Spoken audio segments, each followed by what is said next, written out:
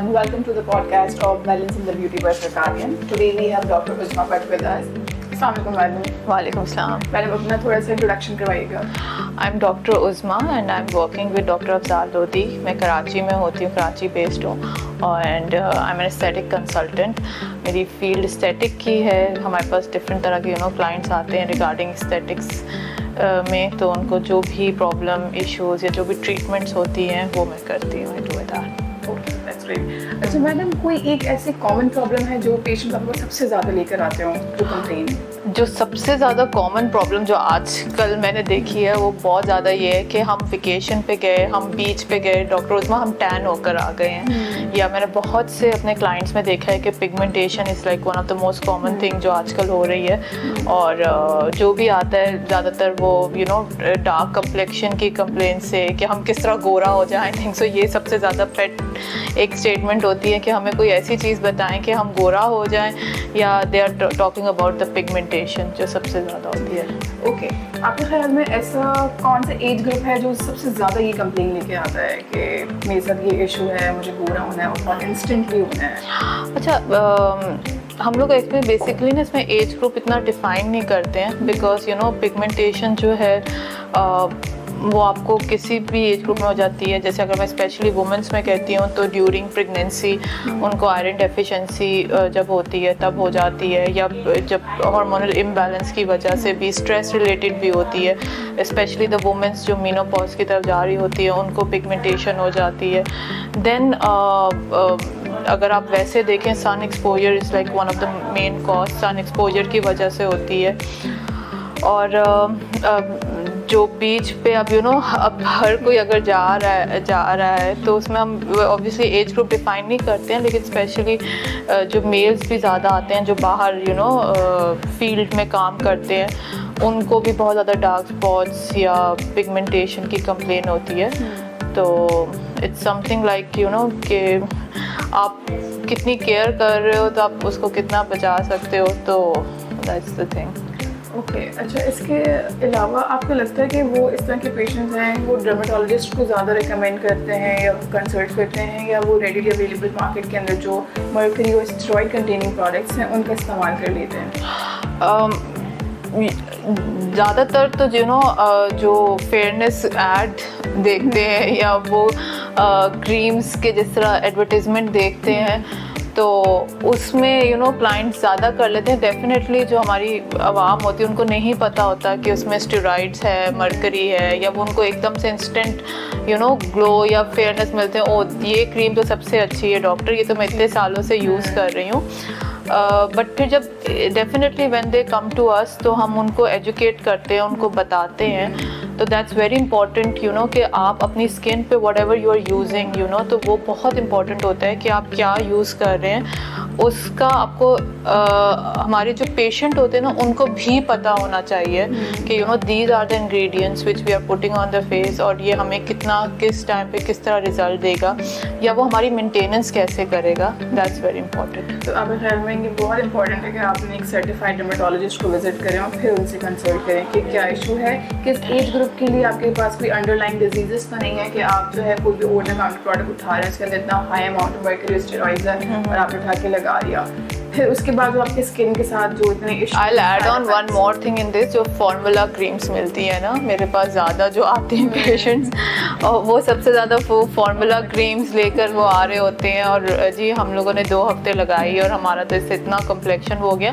And then later on जब आप उनकी हिस्ट्री लेते हो तो फिर बाद में पता चलता है अच्छा अब स्किन डल हो रही है, अब स्किन डार्क हो रही है, तो वो फिर मिक्सअप करते हैं, वो उसको दूसरे रीज़न के साथ जोड़ते हैं। They still don't want to believe this thing कि जी फार्मूला क्रीम की वजह से हमारा क्या कहते हैं जो है वो पिगमेंटेशन स्टार्ट हुई है या समथिंग, कोई भी रीज़न की वजह। अच्छा, उसके अंदर होता ये है कि आपका सिर वो लगाते हैं मुंह पे है, गर्दन काली है, हाथ पैर काले हैं, तो ये भी थोड़ा सा ये भी एग्जैक्टली करना होता है कि taking a good antioxidant tablet या कोई क्रीम, उसके ये होता है कि आप वो हर जगह पूरे प्रॉपर सिस्टमैटिक इफेक्ट देती है अगर आप ग्लूटाथियोन लेते हैं। Yes. अच्छा, आपके ख्याल में मर्करी स्टेरॉइड्स के ज़्यादातर एक्सेसिव इस्तेमाल से क्या पॉसिबल साइड इफेक्ट्स होते हैं? जो सबसे मेन जो पॉसिबल साइड इफ़ेक्ट है कि आपकी स्किन थिन होना स्टार्ट हो जाती है।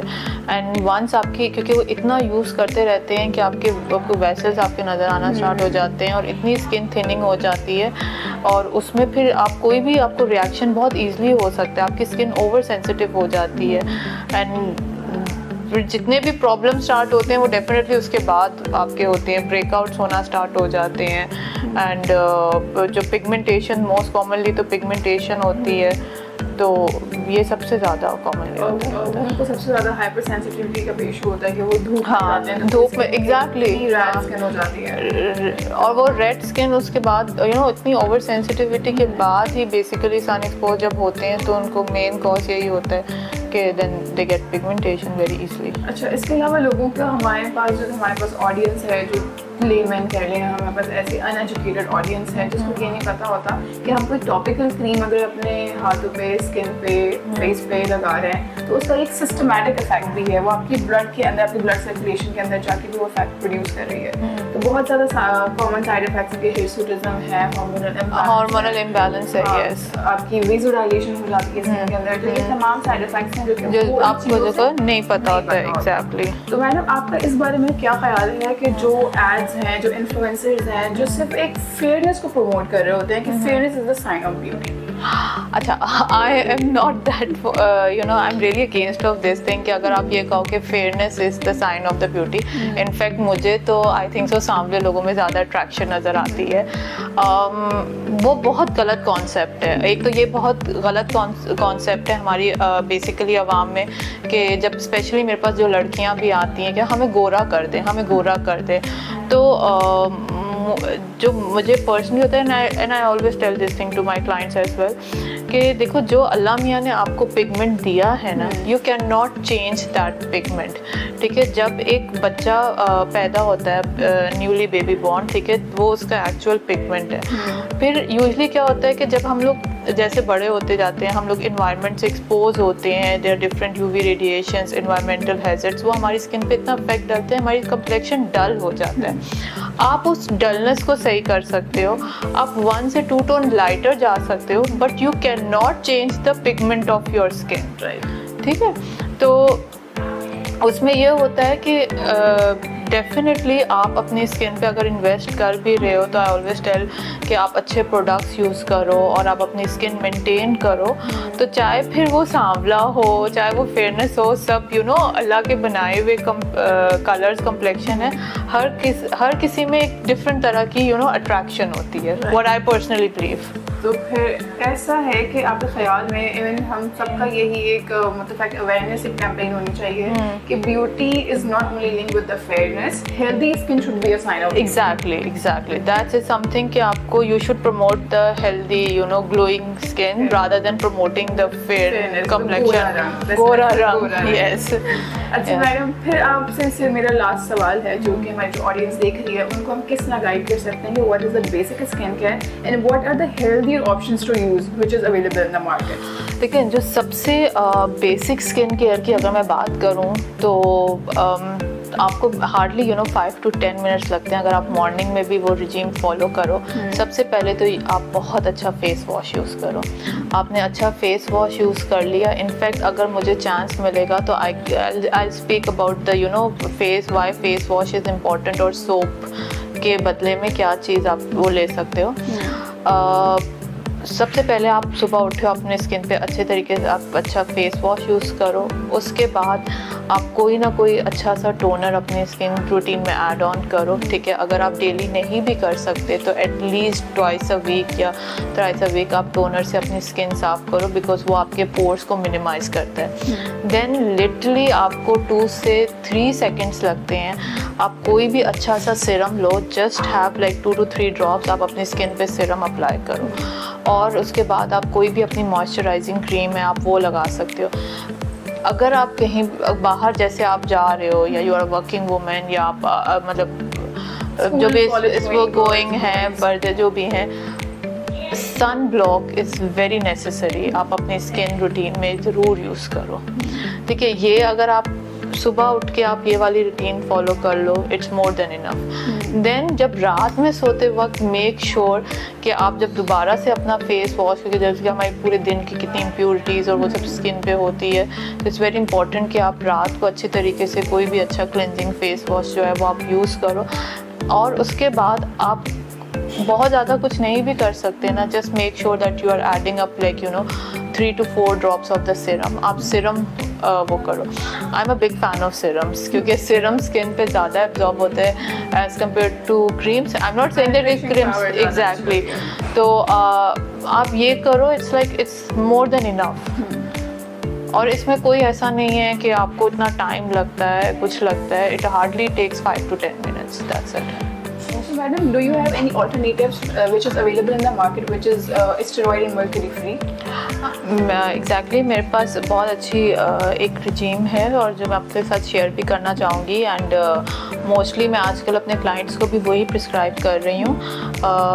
सबसे पहले जिस तरह हम लोग पिगमेंटेशन की बात कर रहे थे, एंड बहुत से क्लाइंट्स आते हैं पूछते हैं कि हम पिगमेंटेशन पे कौन सी क्रीम यूज़ करें। So there is like brightening depigmenting cream है, ठीक है। अच्छा, उससे पहले इट्स वेरी इंपॉर्टेंट, जो मैं आपको सीरम्स एक्चुअली कह रही थी, माय फेवरेट, यस। सीरम्स को लगाने में लिटरली 2 to 3 seconds लगता है। आप जब भी अपनी स्किन को आप फेस वॉश करें एंड देन टोनर, जैसे मैंने कहा, अगर आप अप्लाई कर लें तो उसके बाद आप एटलीस्ट 2 to 3 ड्रॉप्स जो हैं ये आप सीरम के लें। सीरम को लगा के लेट इट एब्जॉर्ब, लाइक थोड़ा सा आपको hardly you have to wait like a minute, और उसके बाद जैसे ही आपका सीरम स्किन में एब्जॉर्ब हो जाए then apply the pigmenting depigmenting cream आप लगा सकते हैं।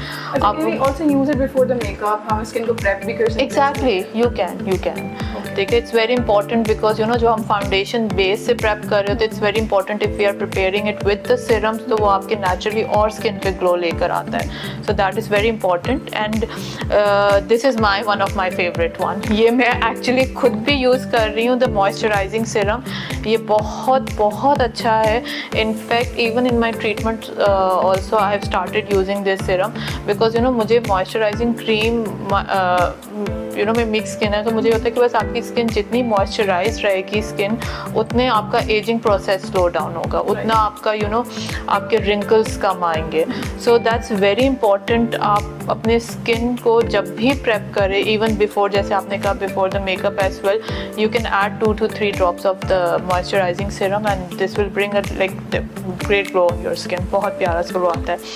अच्छा, एंड द सन ब्लॉक की बात अगेन एंड अगेन मैं करती हूँ, स्पेशली कॉलेज गोइंग लड़के लड़कियाँ, हमारा यूनिवर्सिटी में सबसे ज़्यादा स्किन टैन होती है। आप बीच पे जा रहे हो, आप ऑफिस में हो, आप कहीं भी काम कर रहे हो, ठीक है, इट्स वेरी वेरी इंपॉर्टेंट कि आप लोग सन ब्लॉक यूज़ करो, ठीक है। सो मार्केट में सोलेरो के नाम से this sun block is available. It is SPF 100 and ये भी आप आफ्टर यूजिंग ऑल दिस, आपने क्रीम व्रीम जो भी कर ली है, you can add on the sunblock in your daily routine. अच्छा, इसके अलावा भी not only the people who are going offices या school or colleges, but also the women who are working, especially in the आपके घर पे भी आप उस पे भी कर सकते हो। You can use it. Yes. You have to cook it. आप अपनी blue rays है, UV rays exactly impact होते हो घर पे भी, घर पे भी, windows के through, आपके doors के through. हाँ. So it's very important to apply indoors too as well. Yes. So thank you so very much, Dr. Uzma. It was lovely meeting you. Same here. और आपने बहुत अच्छा हमारी ऑडियंस को गाइड किया। इंशाल्लाह वी होप कि उनको बहुत अच्छा आपकी थ्रू एक मैसेज मिला है कि how can we make our skin more bright and more healthier, not just the fair not the fair rang, yes, exactly, but we have to make promote the healthy skin. Yes, so we'll be coming to you with our next episode inshallah, so stay tuned. Allah Hafiz.